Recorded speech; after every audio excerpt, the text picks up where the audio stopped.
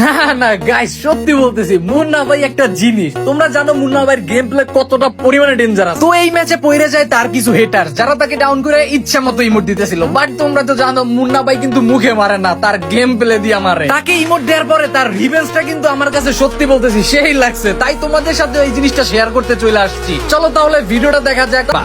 আচ্ছা, আমার কি ইমোট দেখাচ্ছে? ওয়েট ভাই, সময় আমারও আসবে, জাস্ট ওয়েট।